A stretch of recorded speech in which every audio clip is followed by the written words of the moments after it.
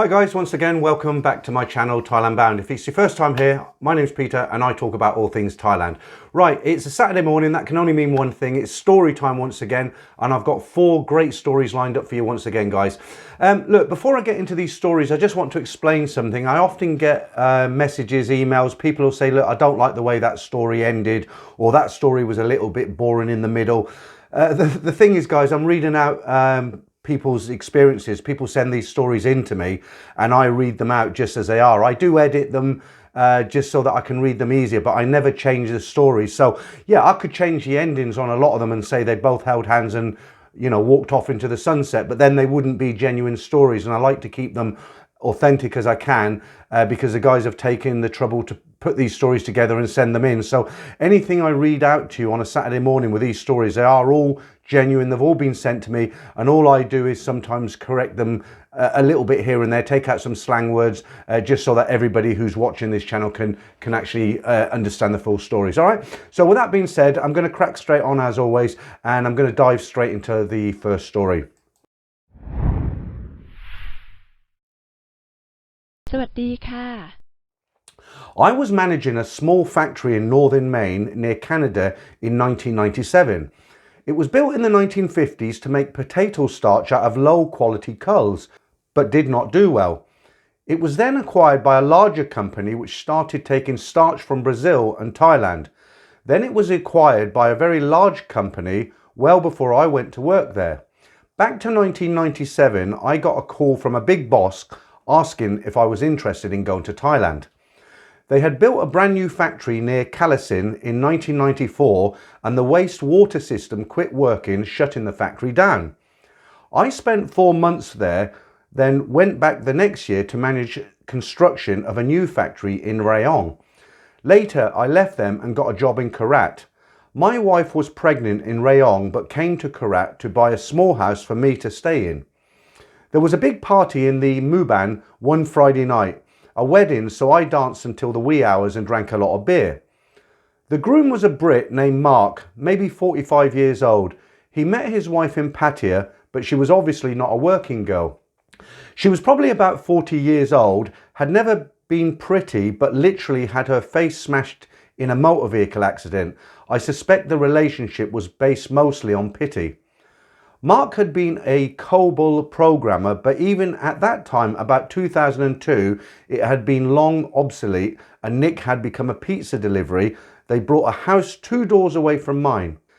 His plan was to spend 6 weeks here, then go back and work 4 months, return for 6 weeks, etc. for a couple of years, then settle here in Thailand.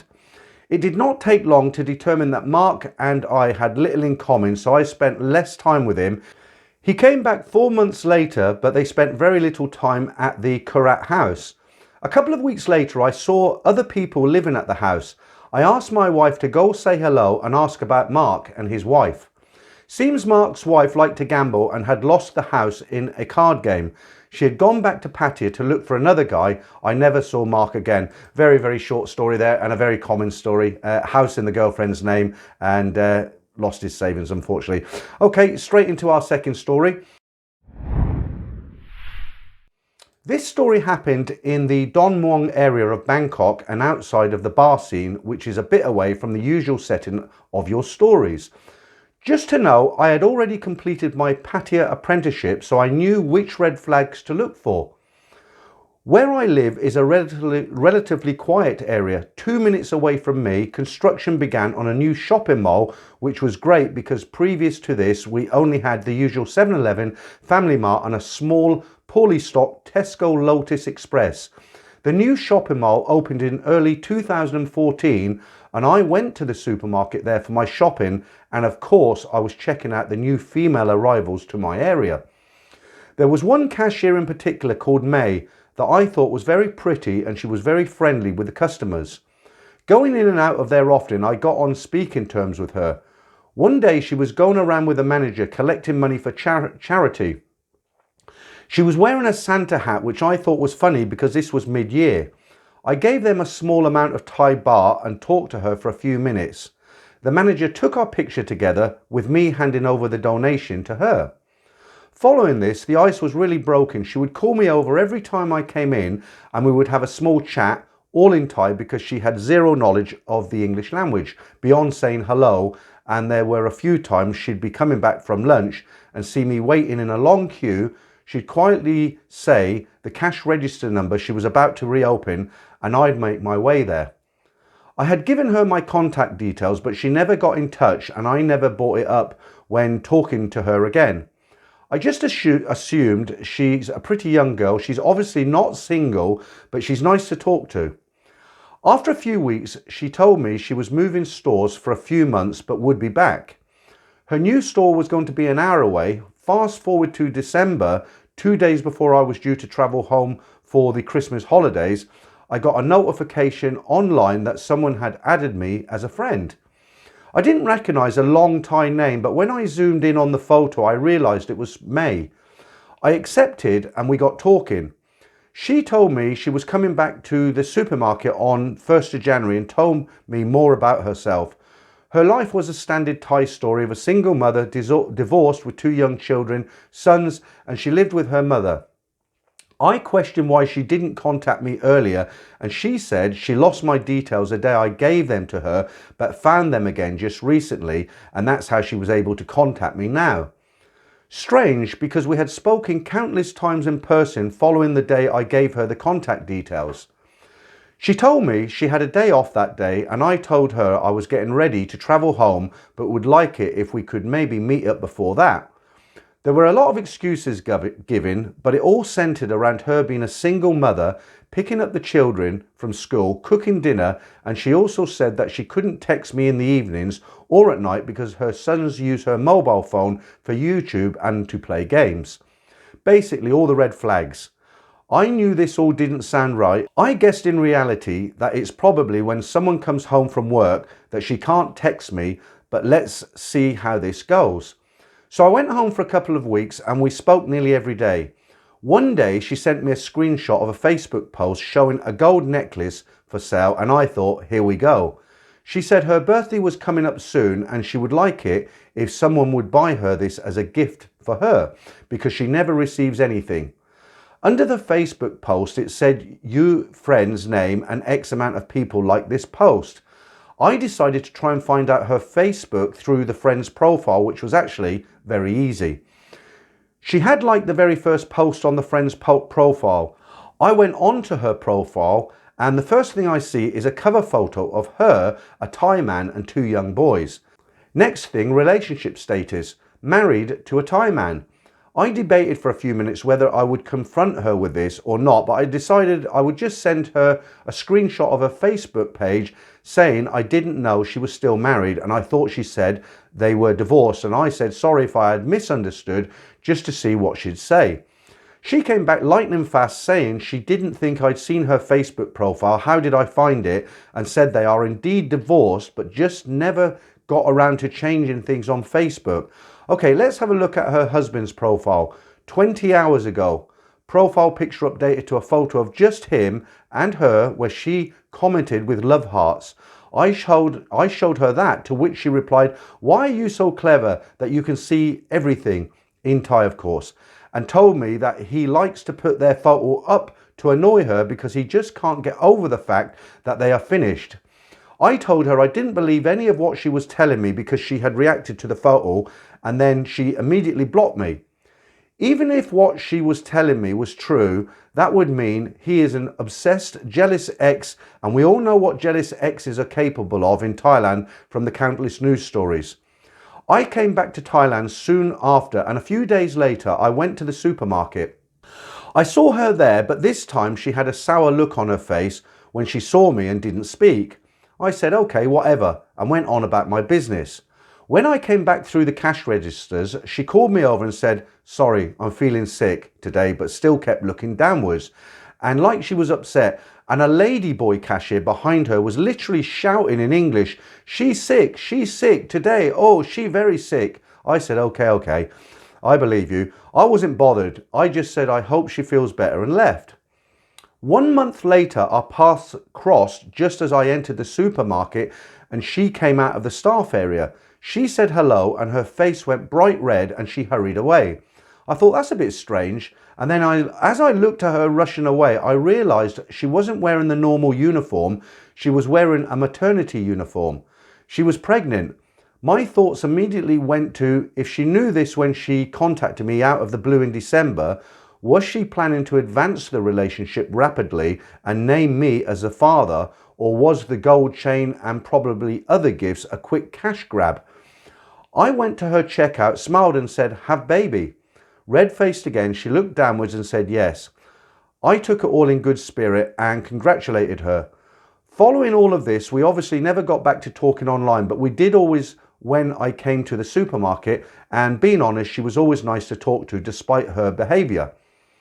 She just tried to play her hand and lost, but I do often think what would have happened if I had taken her at her word. A year after all of this, she left the supermarket to work at a different place where she said the money was going to be better. To this very day, some of the same staff employees from that time are still working there, and they still seem to think it's their duty to inform me about how she is getting on and joke with me about her whenever I go in, as if we were long-time lovers. I just smile and laugh with them. About a year after she left, I realised that while Thailand is a massive country, there is always someone who knows someone no matter where you are. I was seeing a girl for about a month when her niece came to Bangkok from Surin to find work. She found a job in a new mini-mart about 20 minutes from me. After a few weeks, I noticed a familiar face on the photos she uploaded from work. It was someone who used to work with May. I mentioned this in passing that I knew her face, and then the next day the girl I was seeing told me that her niece asked that girl if she knew me. She said not very well, but she knows someone who does. Guess who? Yep, it was May. I don't know why, but they went to her for basically a character reference on me, and luckily she verified that I was a nice person who was always friendly, and she didn't mention anything else, nor did I, but I found it crazy how that girl had come all the way from Surin to Bangkok and ended up finding a little bit of my past. I haven't seen or heard from her directly since she stopped working around here, which is 5 years now, until I wrote this story out of 2 days ago. It must be the law of attraction or something, but I went to the usual shopping mall and saw her walking with her husband. Our eyes met, but she instantly looked the other way and started pointing at something to divert his attention. So there you go, guys. It's just another one of those stories, isn't it? But it backs up what I always say to you. You know, if you go to Thailand on vacation, you're looking for a nice girl, don't assume she's not playing the games just because she works in a supermarket. You get some guys who'll go out there and they think, okay, all the bar girls and go-go bars, I know if I pick one of these girls up, they're going to be playing games behind my back. But if I pick a girl up in a supermarket, because she's working in a supermarket, she's going to be straight. That isn't always the case, guys. You can't tell. Do your research. That's the only thing you can do. All right. Let's jump straight into the third story here. Guys, this is very short, but this is a great warning to you. And I've seen this happen several times. So if you've not been before, or you haven't been that often, you're going to be going to Thailand soon, take heed of this next short story. On my first trip to Pattaya, I loved walking around the city. I rarely took a BART bus. This was during busier times about 15 years ago. I love seeing everyone out and having a good time. However, while walking the length of Beach Road with the goal of ending up in Walking Street, a man approached me offering to sell me some drugs. I already knew the strict drug laws in Thailand and have never, nor would I ever touch drugs. I don't even drink or smoke. I just shook my head and kept going. Where he was standing was more or less opposite the Pattaya police station, give or take a few meters. I found that very odd given the severity of drug sentences in Thailand. I thought he must be undercover. I went to a nearby 7-Eleven and got myself a drink. When I came out, I sat down on a wall a bit away but in viewing distance of that man.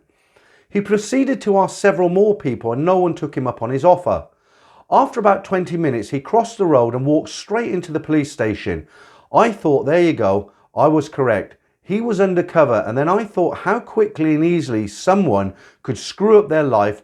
1 minute you could be walking along carefree, the next minute you could be facing prison time for possession of drugs or at the very least, a hefty fine. So there you go. That is a warning to you guys. And a lot of the time, they're just looking for money. You know, it could be some kind of a celebration in Thailand. They need some quick cash.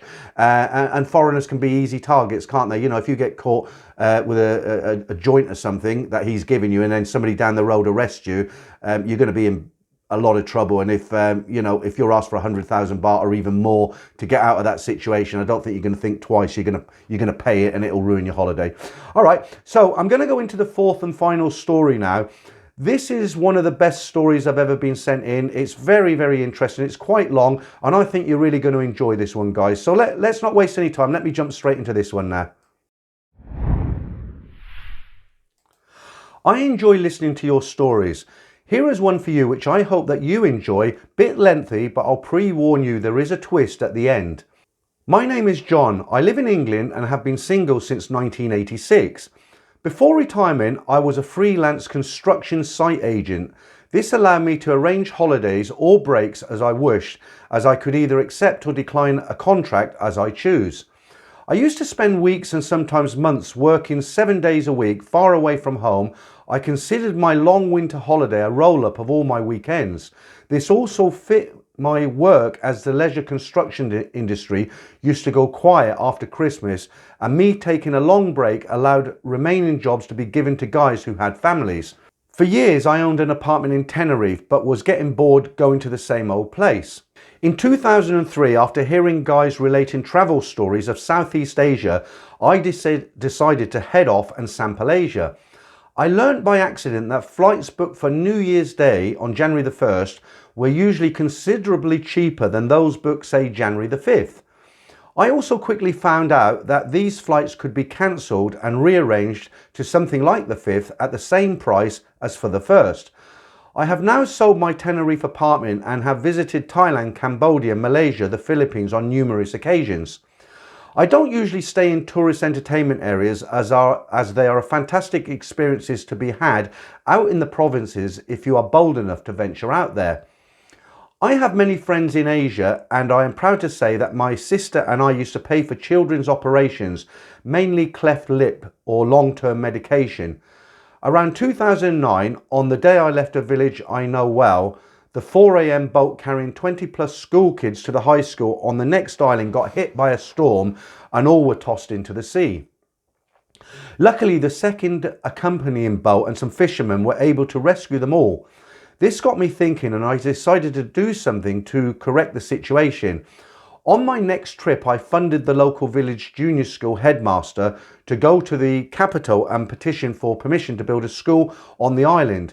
I might add that my construction team had previously donated an unexpected bonus which paid for electricity to be installed in the junior school and a preschool classroom setup. After 2 years, permission was eventually granted for a high school, and a Norwegian guy married to a local girl and myself paid for the foundations to what was to become a 2-block high wall with a mainly bamboo construction high school on top. I also paid a year's salary, £300-ish, so they could employ teachers in the knowledge that if the school remained open for 12 months, the government would have to adopt it. Unfortunately, a super typhoon hit the area, and as it tore across the country, it destroyed most of the area and sadly the school. I'm not rich, but I wasn't short of money. The local area and supply lines were disrupted, so I paid inflated prices for supplies, enough to feed the entire village for a week. Other people contributed to continue an ad hoc food program, whilst useless charity executives did very little except get richer. We were able to organise the rebuilding of the school, and no one was any the wiser. On my last visit to the island, I was over the moon to see a new concrete school with 16 classrooms that currently employs 16 teachers. Anyway, away from the boring bits and into my story, which I hope serves as a warning to those who might wear their heart on their sleeve. My story begins around 2003. Being well travelled and a man of the world, if you know what I mean, I never thought that I would be taken in by the usual sob stories. You know the kind of thing, my 98-year-old grandma is having twins and needs an urgent operation, or the buffalo has just had kittens and we have an unpaid vet's fee, etc. Like you, I've probably heard them all. When visiting Asia, I used to fly into a main airport, spend a few days around leisure areas, then semi-backpack in order to experience different cultures and ways of life, often taking along a travel companion. One place I particularly fell in love with had a long white beach, a few beach resorts and a handful of bars. Nothing fancy but good enough. I like a bit of fishing, and after being bitten once, I avoided the usual scam artists offering tourist fishing trips. Instead, I would pay one of the local fishermen, they live in huts along the edge of the water, what would probably be a week's earnings to him, to pick me up at 4 a.m. and take me sea fishing until 9 or 10 a.m. I never did catch that big tuna or swordfish, but I did live in hope. After fishing, I would return to my room, shower and head out down to the beach for my morning exercise and to find food. I should say that several expats, mainly alcoholic losers, had settled in the area, hence the bars. About 2 miles down the beach was a bamboo beach bar called Cheap Charlie's. It's long gone now. The only waitress was pleasant, a reasonable looker, and could speak good English. We often chat as I enjoyed looking out over the sea drinking my juice. She told me that she had 2 children and was working mornings in her auntie's bar to subsidise her nurse training. There is a nurse college not far away. She went on to say that her grandmother was paying half of her fees and that she stayed at her aunt's house working in her aunt's bar to top up her study payments. She also told me how a local police guy had stopped her while illegally riding her aunt's scooter and demanded favours in return for not prosecuting her. I returned to the same area in 2004. This girl I speak of was called Nantawan. She was still working at the beach bar. Before I left the area, without being asked to do so, I offered to pay the second half of her college fee, around £250, so that she could devote more time to her studies. We were not in any sort of relationship, but kept in touch via one of the apps. You might recall apps were not as reliable in those days. After a while, we lost contact and I did not return to that area for about 2 years. In 2007, I returned, and when I went for my usual treat, found Nantawan was not working in the bar. I assumed that she had qualified and was now working in some hospital. Later that week, whilst walking by a market in the local town, I heard a voice call my name. I looked around and yes, it was Nantawan plus a friend. We went for refreshments, but Nantawan was only able to stay for 10 minutes as she had to go to work. During the short chat, she informed me that she had qualified as a nurse. We agreed to keep in touch, and the next day I was off on my travels touring different places again. In 2008, I returned and Nantawan informed me that she was staying near to my arrival airport as she was applying to work abroad in Hong Kong. She also wanted to study to be a midwife, as it paid more. For the next few nights, and for the first time, Nantawan stayed with me. Nantawan made several visits to an employment agency and informed me that she would complete her midwife course and was now lined up to look after an elderly Chinese woman in Hong Kong. I offered to pay her airfare so that she did not have to wait for the company to reimburse her. The next time I saw Nantawan was when I returned in 2009. She was travelling from the city to the place we first met and arranged to break her journey and meet me. She said that the Hong Kong arrangement had turned out to be a scam and that she had lost both her advance registration fee and the airfare and was again working at the local hospital. Nantawan stayed for a few days, then she went north as I headed south to continue my planned trip. Same as before, we didn't keep regular contact. I returned in 2012 and around 11 p.m. found myself alone in a bar, listening to a great band, relaxing with a cold beer. I was just outside Walking Street, where it's normal for street hawkers, ladyboys and street girls to approach customers. It was a great location to watch the world go by, and I wasn't paying much attention to anyone when 2 girls, both wearing sunglasses, stopped in front of me and said, "Hello, John." I'd probably had a few beers and didn't recognise either girl. One removed her sunglasses and said, "It's me, Nantawan." She looked different. We chatted for a few minutes and she explained she was on her meal break. We exchanged phone numbers, we both had new numbers by then, before she dashed off to work as a dancer in a bar. I was shocked to see her in this environment and wondered what had happened. Later, I received a text asking if she could visit when she finished work. I agreed and in due course she arrived at my room. We chatted into the night and she told me of how she had met a married European guy, a lawyer and frequent business visitor to Thailand. He had set her up in an apartment near to the entertainment area, but they had recently split up. She needed to earn for her family, and so being desperate had turned to bar work as it paid well, and that she had only worked there a couple of weeks. I guess I fell for her hard luck story, and I must say I had developed some feelings for her by now. I was returning home in 2 days, so we agreed to keep in touch. After I arrived home, she informed me that she had contacted a charity that helped girls exit the entertainment industry. Over the next few weeks, we chatted every day. After returning home, my feelings got the better of me, and I suggested she should return to her province and family and offered to send her a regular allowance so that she could support her family until she could get back on her feet.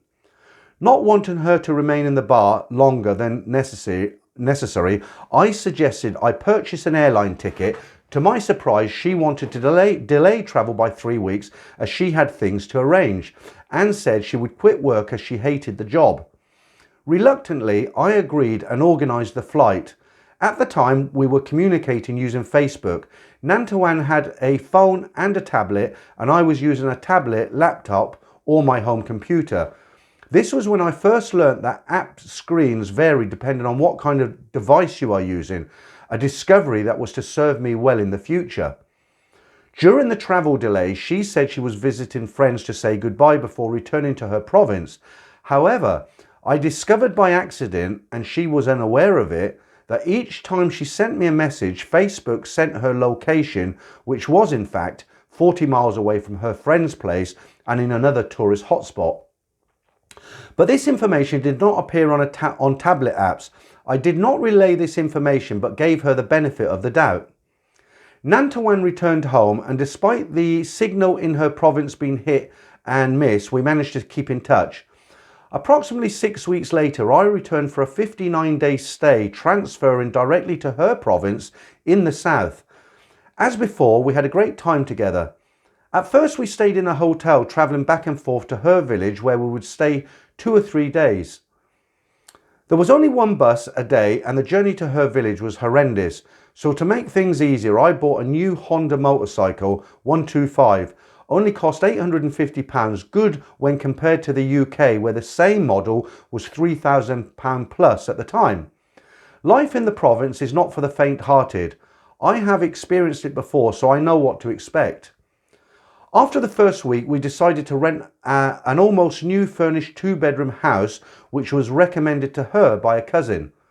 Rent was 18,000 baht a month plus utilities. Life was good. We explored the countryside on the new bike. Nantawan was an amazing cook and housekeeper, and she really took care of me in every department. However, a couple of things caused me concern. For example, in the middle of the night, she would often be downstairs on her tablet. When I asked her why, I got the silent treatment. This is a common tactic with Asian women when they simply blank you for days. I wasn't going to have this, so I promptly marched her to the spare bedroom, told her to stay there until she had finished, and closed the door on her. 2 hours later, she reappeared like nothing had happened, and our energetic lifestyle continued. The second time Nantawan started the silent treatment, I began filling my backpack, saying I'd go off on the bike for a few days, and told her to text me when she was done. That time the silent treatment only lasted 30 minutes and life continued as if it had never occurred. To be a good liar, an essential requirement is to have an excellent memory. Liars should learn that they might be able to control what they themselves post on social media, but they are unable to control what others may post. By this time, Nantawan had both a tablet and a smartphone. I say this because during the early part of my stay, Nantawan let slip that she had never completed the nurse training and that it was not a police officer but a local casino owner who was demanding favours because she had crashed into his car. There were many more slip-ups, but for now I said nothing as the rewards were currently outweighing the disadvantages, if you follow my drift. I was in a beautiful area being waited on hand and foot and had more than my fair share of aerobics. Before leaving, I left my new Honda motorbike in the safekeeping of a teacher I had befriended who lived across the street from the house I had rented. During my time in her province, I was subjected to the usual and frequent attempted scams to part me from my money. For example, one day a buffalo was paraded in front of me with the story that the owner was in need of urgent funds to pay for medical treatment for a life-threatening operation, and the buffalo could be bought for a knockdown price. I declined the offer saying I knew about animals and this animal was in bad condition. A few days later, I was shown a well-cultivated plot of land about the size of a football pitch. Again, this was a bargain not to be missed and was cheap because the Chinese owner was being forced to leave the country. I offered to personally negotiate the sale with the owner and it was never mentioned again. A similar story involved a rundown and deserted house and plot. Shortly before I was due to return home, I also discovered my American and German neighbours were only paying $5,000 rent for the same type of house that I was paying the same landlord $18,000 for. I returned home with a plan to return, collect the bike and drive the length of the country on what I hoped would have been an epic journey. Unfortunately, a legal battle in the UK delayed me for a couple of years. Shortly after I left, Nantawan complained of boredom and suggested she could return to the area I first met her, as she was confident she could find respectable waitress work in one of the many bars and restaurants there. I purchased an airline ticket for her, but by now I was beginning to have some niggling suspicions. So I told her the legal battle was eating into my savings, so I would have to reduce her monthly allowance. She returned to her aunt's and promptly found a 2-bedroom furnished flat with all services included Wi-Fi in accommodation mainly used by hospital staff. The pictures looked very good and it was only 5,000 baht per month. Shortly afterwards, she complained about the slow Wi-Fi, which appeared fine to me, but I agreed to a direct line to be installed at a cost of 1,000 baht a month. I also took care of rent and utilities by direct monthly payments from my local bank. We continued to keep in touch using mainly Skype, Line and Facebook. Between these apps, I could chat to her and using different devices also see when she was online using other apps. I was also able to search through much of her history and befriend many of her contacts and friends. I was particularly interested in following 2 of her friends' activities, one Italian and one American guy. Nantawan got a job in her aunt's bar.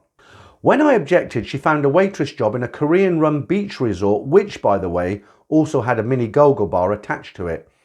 It was around this time that I stupidly agreed to fund a UK visa application. I knew of several visa agents located in the area. I also had several genuine friends who were staff at a hotel I always used. I made inquiries and arranged an appointment with the visa agent and for Nantawan to travel to and stay in the hotel where the staff are my longtime friends. This was just before Christmas. She duly arrived and checked into the room and I transferred 30,000 baht to cover the agent's fee and to buy Christmas presents for her 2 children. Nantawan informed me that she had gone to the bank, my branch, and collected the money. She then went on to say after exiting the bank, she was walking back to the hotel when a guy grabbed her, pulled her into a secluded alleyway, held a knife to her throat and threatened to hurt her if she did not hand over all the cash she was carrying. She apparently handed over the money. Obviously, I was concerned but confused as to why the guy would know she had so much money and why he had not taken her almost new mobile phone. I was also aware that Nantawan and her Italian friend had both been online between 3 and 4 p.m. This was a pattern that was easy to observe, and with both the American and Italian guy becoming more and more frequent. I contacted one of my friends in the hotel. I told the story and requested they check on Nantawan to see if she was okay. I could tell by the replies that something wasn't quite right. They did as I requested and reported Nantawan was okay. The next day, Nantawan returned to work. I made excuses why I couldn't send her more money at the time. A few days later, a very shy friend and one of the girls who worked in the hotel informed me that Nantawan had never left her room that afternoon and it would have been impossible for her to collect the money at 4 p.m. from my bank as it closed at 3 p.m.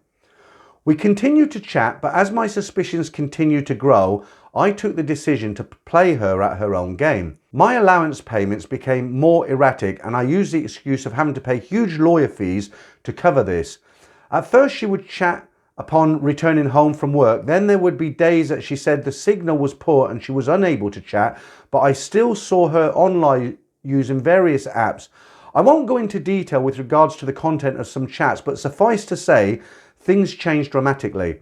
She would call me after coming out of her showers, whereas before calls would start 30 minutes earlier. On another occasion, she woke and without stopping for our usual morning chat, hurried out of the apartment saying she would be late for work. Strange how this was 3 hours before her shift began and coincided with the American posting on Facebook of his arrival in Thailand. Like most Thai girls, Nantawan was intensely jealous and always requested that I leave my laptop open on Skype. Personally, I think the so-called jealousy thing is a way to keep a check on their investment. Playing her at her own game, I requested she did the same. What she didn't realise was that I would say I was going out, shopping, etc., but I was recording her.